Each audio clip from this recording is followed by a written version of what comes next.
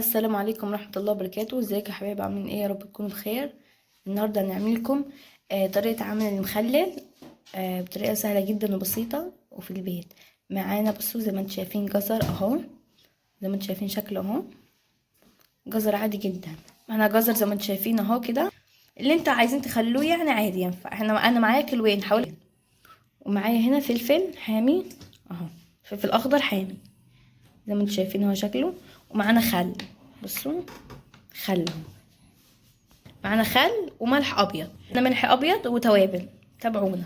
بصوا يا حبايبي دلوقتي هنبدا في طريقه عمل الجزر. بصوا دلوقتي هننضفهم ازاي. بصوا الجزر بتاعنا زي ما انتم شايفين كده اهو، ادي شكل. هنحوش الحته الخضراء اللي من فوق دي اهي بالشكل ده، والحته اللي من تحت. بصوا بعد كده اهي، بصوا نعملها ازاي كده، زي ما بس بالراحه جدا يعني. ما بص بالسكينه اهي فيها من بره اهو، بصوا بالشكل ده اهو، بصوا بالشكل اللي انتم شايفينه ده.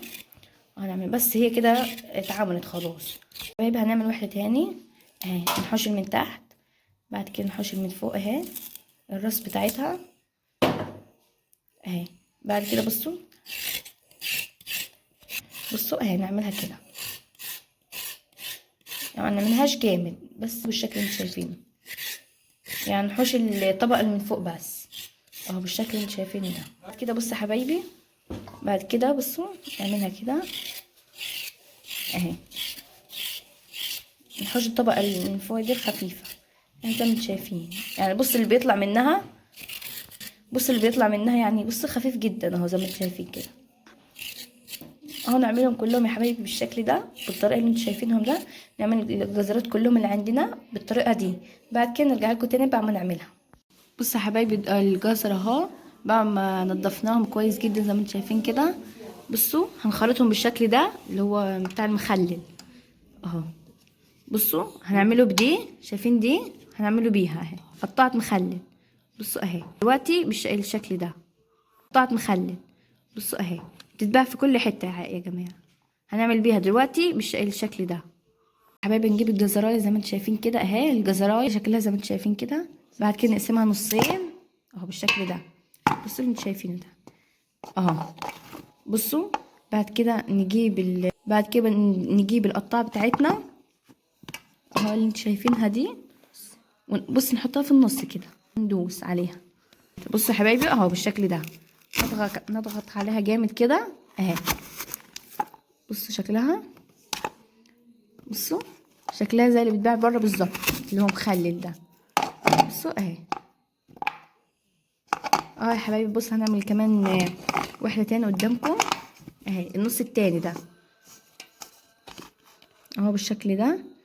بصوا اهي نضغط عليها كده جامد اهو زي ما انتم شايفين كده.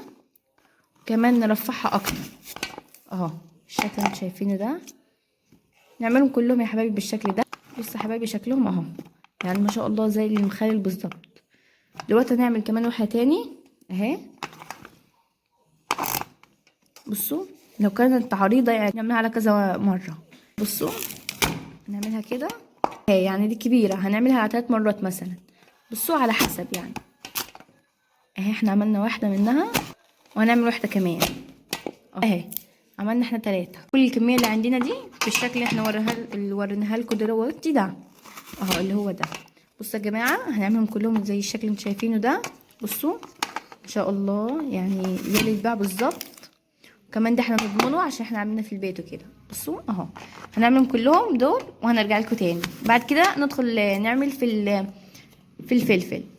بصوا يا حبايبي بقى ما قطعناهم بالشكل اللي انتوا شايفينه ده اهو بالشكل ده، وغسلناهم كويس جدا اهو. دلوقتي بقى هنعمل الفلفل بقى، ما غسلناهم كويس جدا زي ما انتوا شايفين كده اهو. هنقطع الفلفل، نقطعه نصين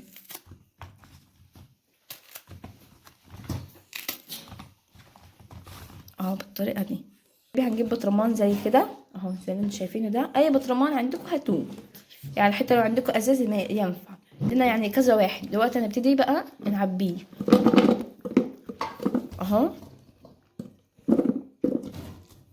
هنبتدي بقى نعبي البطرمانات بتاعتنا معانا يعني. بصوا كذا بطرمان اهو، واحد تاني وده بصوا هنعبيهم زي ما انتم شايفين كده اهو. بعد كده نعبيه بالطريقه دي اهو. بصوا نحطوه الجزر مع الفلفل بالشكل ده يا جماعه. دلوقتي هنعبي البطرمان التاني، هنعبوه زي ما انتم شايفين كده، ونحط فلفل والجزر بالطريقه اللي انتم شايفين كده اهو، بالشكل اللي انتم شايفينه. بصوا نعملهم كده عشان يتخلط مع بعض اهو بالطريقه اللي انتم شايفينها دي. نحط له جزر اهو بالشكل اللي انتم شايفينه.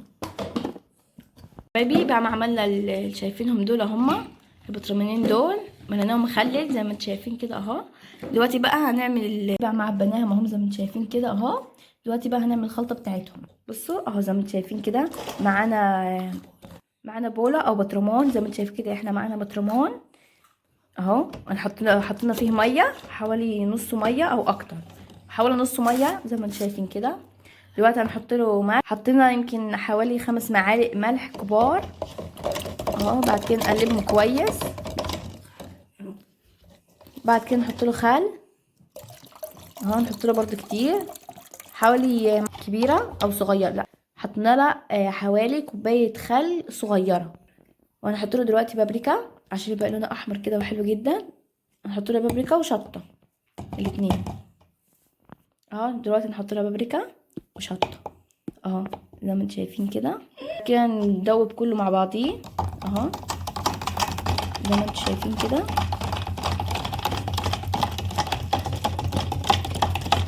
بصوا احنا دلوقتي بقى بعد ما قلبناه كويس هنحط له نص معلقه ليمون. قلبناه كويس زي ما انتم شايفين كده اهو. دلوقتي بقى هنحط له عصير ليمون، لو ما عندكوش عصير ليمون تحطوا له نص معلقه ملح ليمون اهو. دلوقتي هنحط له عصير ليمون. خلصناهم اهو. هنحط الخلطه بتاعتهم، هنحطهم على نحط الميه دي على على الجزر والفلفل اهو.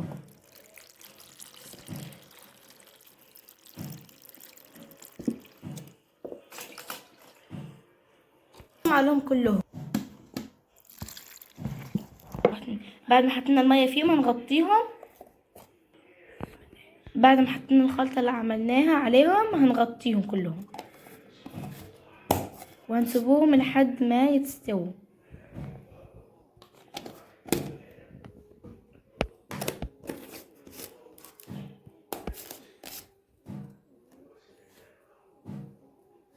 وهتشكلهم في النهايه، وبعد ما يستووا هنوريهم ليكم. لو عجبكم الفيديو دوسوا لايك واشتراك لو مش مشتركين. والسلام عليكم ورحمه الله وبركاته.